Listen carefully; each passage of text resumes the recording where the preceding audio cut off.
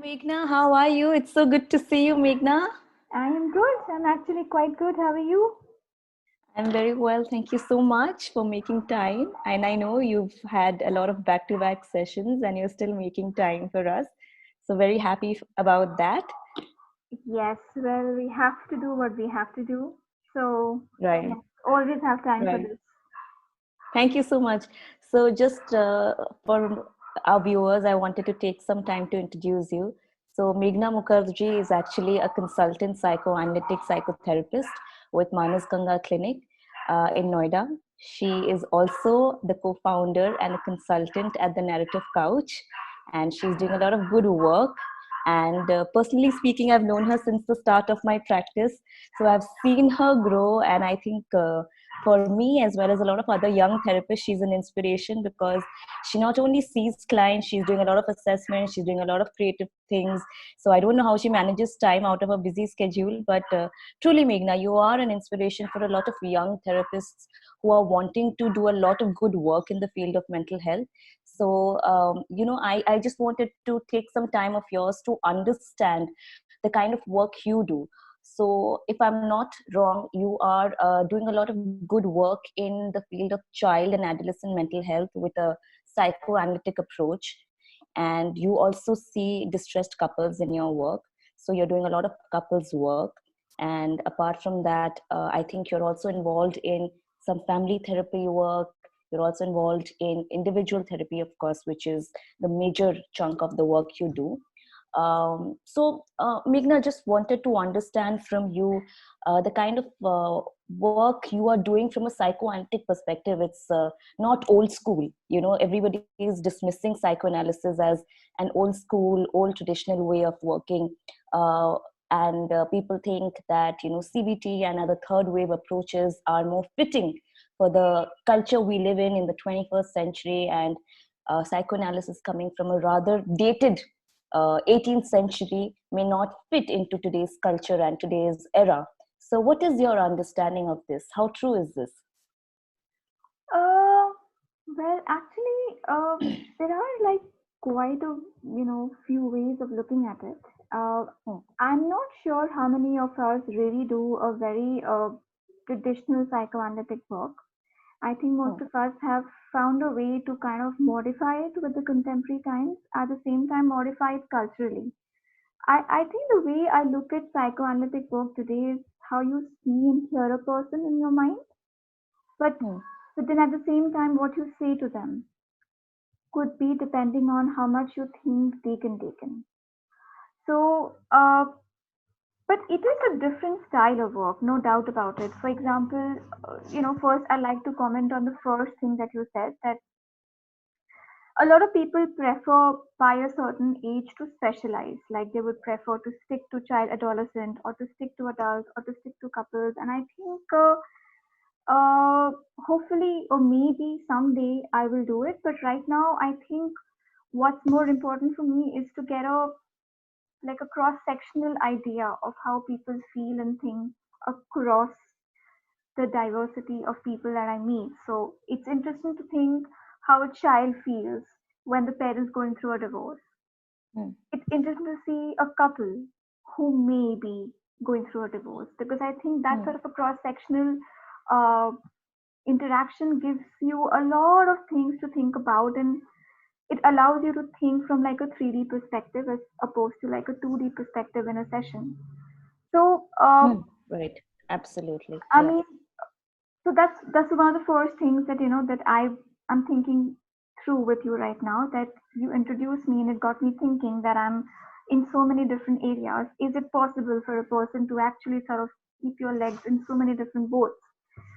But Right. again, this is where psychoanalysis would help me think about it. That why am I getting so worked up about being specific when I can look at it cross sectionally? Uh, so like I said, that psychoanalytic work mostly now is about the way you hear a person, the way you help Right. a person go from a very concrete symptom to kind of get to talking about it in an abstract sense. And it need not happen just like that. For example, Hmm, it's quite possible that in the beginning a client may come and you may hmm, need to be more concrete with them. Like many a times, if a very anxious client comes to me, I will not shy away from using some sort of relaxation technique, because I feel they need to Right, reach right. a state to be able to talk what their anxiety means for them. So I think what a lot of contemporary therapists or psychoanalysts would do is to sort of also be aware of other fields. And the way I use it is not to be so restrictive. Like, for example, there are Right. many people who can easily go into the abstract, but then there are many who can't. And you may have to wait for months or even years for them to reach to the abstract, because the idea of psychoanalytic work is to make something very concrete for you, something very abstract, so that you're able to understand what that symptom means for you. And you don't get Right. worked up and fixated on the particular symptom per se. For example, if someone comes talking about, I have to clean everything or else I feel, very, very contaminated, which is a typical OCD. symptom of Yeah. OCD. Right. So instead of sticking to what you can do or what you can say, or that what is rational and what is irrational, maybe that's something you will have to do in the beginning if the anxiety is a Hmm. lot.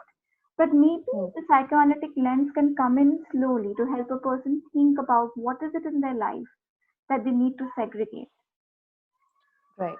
So So what I hear you saying is, I'm sorry. So I think you're saying a lot of essential things that you would not really stick to the technique as much as you would want to stay focused with the patient you're seeing, with the client you are with. So it's important to really center yourself around what the client is saying, rather than centering yourself around the techniques of whatever psychoanalysis or whatever therapeutic approach one may use. And it's not always that we use a particular technique in isolation. It's usually an eclectic approach that we take depending on, of course, the needs of the client sitting of right the client, in front of us. or rather like Yeah. a new vision of psychoanalytic work, which is a little bit more flexible Right. in some ways Absolutely. by Absolutely. preserving the setting. For example, we can be obsessed about the setting, we can be obsessed about the same room, the same time. Right. We can be Right. very particular about that because that we feel is a very Right. Right. containing structure for the client or the The patient. structure. Right. But Right. But of within course, the room, giving yourself the room to move around in creativity. within the because if the client or the patient is extremely anxious, then it's difficult for the client to think symbolically about anxiety Hmm. unless the client has reached a certain state where the client can detach from the anxiety and talk about it. So I Right. would rather sort of wait for the client to reach that position and then probably make the work increasingly psychoanalytic. But then there Hmm. are Hmm. some people who can instantly. So it's all about you taking a call. It's all about you kind of grounding yourself, knowing where the person is at this point. So I think a lot of contemporary analysts would do that. Would unless until Right. you're going into hardcore psychoanalysis, most people Right. don't have the time for it. Right. So, but maybe that's the way I look around the world. That I will definitely help a person go from the concrete to the abstract, but the pace may vary, and the pace depends on where the client is grounded at this point. Sure, sure. So it's more important for you to stay with the client, and that is what you're going to prioritize. Right, Meghna. So just switching you from your mode of work, your therapeutic techniques, to certain questions that I think we are struggling with in the times of this pandemic that we are all finding ourselves, finding ourselves combating the situation. So a couple of things that I have been experiencing, especially in the last 2 weeks of my work, is that some people, because of the lockdown in India, are especially in a metro city like Delhi, they come here to live and to make a living, and they're away from their family. So a lot of people are stuck and they're all by themselves. So I hear a lot of people complaining about feeling lonely, and I think it's a serious problem because it starts to create a kind of existential crisis for a lot of people. Everybody is working from home and they're Hmm. away from family, and sometimes I see people who are just by themselves in their houses, and it's such a difficult situation. So what do you think about this? I think this is a very, very kind of it's a reality that we can't escape at this point. I think Absolutely. Yeah. it's a reality. But I think also what's happened is that a lot of people were already lonely. They're just noticing it now because they have nothing to distract themselves. Uh, And I think that's what's coming into focus now. That maybe a lot of people were already feeling lonely, but they could distract themselves through a lot of activities, some of which very constructive. For example, if someone is shifted to this place for work, but they were spending Hmm. 12 hours at work. So Right. they don't have the time, they never really had the time to sort of sit by themselves and to really feel who are they connected to. Because I think the sense of connection is always internally. Of course, the external connection helps. If you can meet somebody, it's always nice. But if you have, if you've not sort of really reflected a bit on what connection means for you. For example, I think a lot of the people, I've also heard people who are very glad that they have a lot of good enough connections that they can stay connected with on video, because the Right. connection emotionally is already there. But I think there are a lot of people who are struggling, who never really had the time to form connections, or were not able to form connections, and I think they are the ones. Or I'm sorry to interrupt, or they are focused all their time connecting to one people or a few people, and the inability to meet them physically is creating a lot of crisis. Absolutely, absolutely. It's that's exactly, I think, what's happening, that the people who are feeling lonely probably were always, or some part of them were already lonely. It's just that the other parts of them were so occupied with their work or something, that this other part that was lonely, that voice never really got dominance.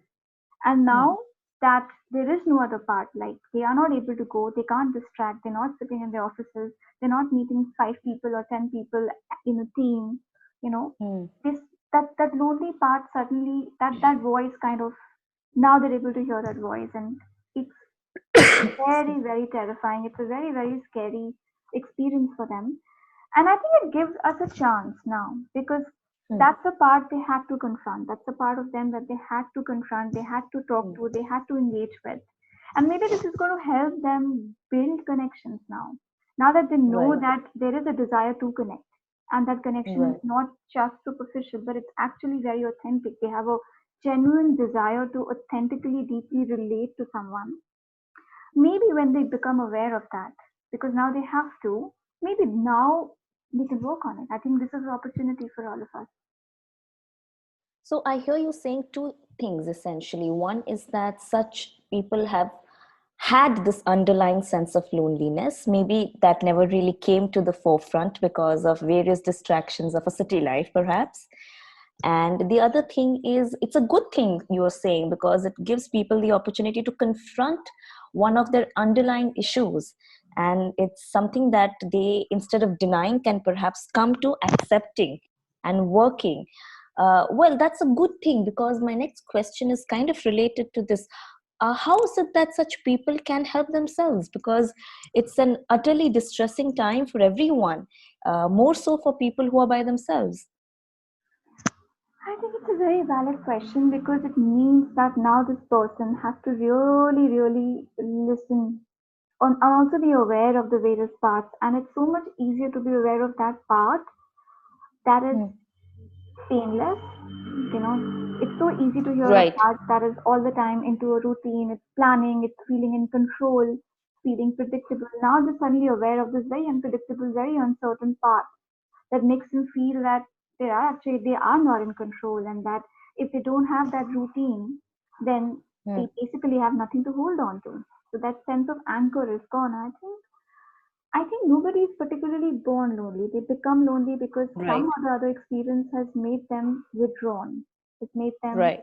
go back into their shell. And I think that's what they'll have to confront with. What is that experience that made them withdrawn? What is that experience which from which this lonely part, kind of originated? And maybe Right. it's about Right. reconnecting with a lot of people, with them, a lot of conflicts probably originate. Hmm. So maybe it's Hmm. that time where they'll sort of finally have to Work. work at, Right. and I don't think that there could be any other better time than, Absolutely. No escape. No there escaping. is no escape. So now what do you Yeah. do? Like I Yeah. said, that, a breakdown leads to a breakthrough. So if Hmm. this moment seems like a breakdown, then that's all right. It's okay. It is going to lead to a breakthrough. breakdown is not the end. There will be a breakthrough. If only you can sort of have the faith to sustain and tolerate this and to genuinely connect with this very lonely part, which is a part of you. So don't make it like a stepchild. Connect to it, relate to it, talk to it, and it will often help you understand that there are many relationships which probably uh, ended or are in conflict, and it's to protect yourself from that pain that you have withdrawn, and that's from where this loneliness germinates from. And I think that's what I said, that this side of this phase of a breakdown is the only path to a breakthrough. So embrace it. Right, It's right. very hard, it's scary, but embrace it. Right. And I think this is something a lot of us advocate, mental health professionals, embracing and accepting your situation with a lot of self compassion. So, what you are essentially again saying, Meghna, is instead of focusing all your energies on, oh, I'm lonely, take this time to connect within before you start connecting without. So, connect internally, talk to yourself, try to understand yourself better, and then that will facilitate your connections with the outside world, because at the end of the day we are all social animals. Absolutely. I think that's exactly what I meant when I said that. And Right. that's what I said, that this is actually it's a brilliant phase of life. Hmm, We hmm, have hmm. to This is a phase where we'll have to go within because there is Absolutely. nothing to go outside, right? Right, So I right. don't think that we'll have a better chance at this. That's right. That's right. So, Meghna, just one last question, which I think is quite appropriate since we're talking about existential crisis, loneliness. Where do you think, the sphere of death features in all of this? Because sometimes people are either too lonely, and Mhm. sometimes the loneliness can be so gnawing on the inside that, number one, it takes them down the path of various mental health distresses like depression, and not to mention the worst, committing suicide. There is that one group of people, and the other group which is actually trying to understand how this pandemic can unfold itself. So there is also a lot of death anxiety which is creating existential crisis in the people. What do you think about these two things? One person on the one hand, because of loneliness, taking an extreme step of ending their life, and the other person who's rather healthy, becoming fearful of the unknown and starting to fear death in itself. Where do these two things fit into the larger picture? Well, let's try to understand these two scenarios. In the first scenario where a person is contemplating suicide, what Right. does that really mean for them? It means they have been dealing with a certain sense of self for a long time. Hmm. And because of this pandemic and because of all the uncertainty, it it's become a reality. It's like there was already a lot of cake. And now the icing on the cake is that nothing can convince them that they can ever get back in control. And it is Hmm. that feeling of not being in control. It's that absolutely intolerable sense of uncertainty, which they need to cut down. They need to cut off from that. And they can think of nothing else but to kill themselves because there's just no other way. It's like the whole of them has become that. And there is Right. a complete breakdown of the function of imagination to imagine that there are many other parts of me. And this is Hmm. just a Hmm. part of me but that part becomes the only part that speaks.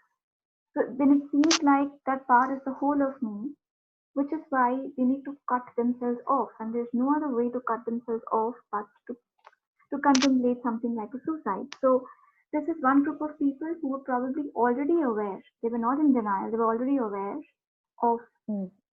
a lot of uncertainties. They were already dealing with it in different manifestations already. There was already a sense of not being in control, possibly a sense of not being good enough. And then this external reality becomes like the reality of their nightmares, like nothing worse could happen, and there's nothing holding them. They couldn't hold themselves from within, and now the outside itself is extremely unholding. And so they can imagine the only Right. imagination of rescue then is to kill themselves because that's the only way to cut themselves off from this state which is so intolerable. Versus the Hmm. other category of people who possibly thought that they have things sorted, and that things are in control, and that they can control things. Mm. And then they are suddenly confronted with this absolutely humongous size of a illness, which didn't even originate from them. They have no Right. relationship with that. And but it hits them back so badly. So whatever sense of control they had managed to create, it just suddenly seems like such an illusion that they just don't know what to do. It's like suddenly they become aware that was their entire life an illusion? Because how can the external atmosphere that we, it's like all their life they're harbored a fantasy that they can Mm. control, and that if they Mm. follow certain protocols and rules, they can be a sense of structure, they can be a sense of, you know, things can be sorted, and suddenly they become aware that this thing, no way could I have controlled it, and no way can I predict it. And it's this is the other section of population or the other section of the sample who thought things were in control, and now they're dealing with a reality which they've always cut themselves off from, that things are not in control, that they do not have control, and that the only reality is that is uncertain. And I Right. think both of these groups of people probably, and then the only way to deal with them is to cut yourself off from this. The one group Right. will cut themselves off from this through contemplating a suicide, and the other way is the other part is going to obviously have a breakdown for the first time, which is, you know which completely makes them question. They make it a very personal question, like, am I good enough, am I weak, because it's their first experience of truly acknowledging Right. that Right. Right. they are not in control. And I think that's what people are essentially going through right now. And I think this Right. particular phase can help us understand that we don't need to have a fantasy of control. We don't need to have a fantasy of certainty, because we're never going to be able to find it. Absolutely. And that's all Absolutely. right. That's okay. Mm. But That's okay. then, one day at a time, there are a lot of things that we can still experience. And I would tell them to focus more on the experience of their existence than focus on controlling and being certain or About what is wanting. inevitable. Yeah, Yeah. yeah. Right, right. So again, essentially, you bring us back to certain basic things that you've also been mentioning since the start of the interview, is that there are these pre-existing fears in both the groups. The one who ends up committing suicide is also essentially suffering from beforehand. It's a situation that they are, suffering from beforehand. It just comes to the forefront with the pandemic. And with the other group, the death anxiety was always there. Maybe it wasn't somewhere consciously there, Hmm. but it has again come into consciousness because everybody is getting fearful. Yeah. Yeah. And like you rightly said, everybody is actually getting fearful because they're trying to control what is inevitable. So what is uncertain will be uncertain. I think the acknowledgement of the fact that it is uncertain is very important. Yeah, and that they were never meant to control it. They were never meant to We make were it never meant predictable. to. So that's It's okay. it's not humanly possible. Yeah, it's all right, and that's the liberation that we don't need to. It's okay. We can do what we can, which Absolutely. we are, Absolutely. and Absolutely. yeah. Great, great. Thanks, Meghna. Just before we close this interview, wanted to ask you if anything you would like to tell our viewers in this distressing time, anything that you would like to tell them that they should keep doing. I think they need to basically do nothing and just spend some quality time with themselves. Just spend some quality time Right, getting to know themselves. right, Say a hello to themselves, right, and just sort of be aware of various parts that are inside them, and to be able to acknowledge the multiplicity that exists within them. And right. I think that's the biggest gift, if I can put it like that, in this pandemic can give us, to is to finally get a chance to reacquaint with ourselves, to really go deep and not be afraid of that depth. Uh, and to I really, think it's very beautiful. It's beautiful what you're saying because everybody is saying connect with other people, but you're saying something that is very primary, connect with yourself. And I think it's a beautiful message. I think we're always going to be connected with somebody else because, we can't avoid people, but we Mm. need to at this point connect with ourselves and to know that concept of self has so many layers in it. So Right. I don't think we're going to ever get a chance. I really hope we don't have to witness pandemics to experience this. But now that we are witnessing and experiencing one, might as well experience ourselves. And I think that's going to help us probably evolve. Yeah, Right. Great thought. Thank you so much, Meghna, for making time. And it was absolutely lovely chatting with you. it was lovely. It was absolutely lovely. And I think we should have more of these conversations. Uh, Right. yes, thank you so much. With all your blessings and time. Thank you so much Great. for asking such Thank insightful you. questions. Yes, thank you. Thank you.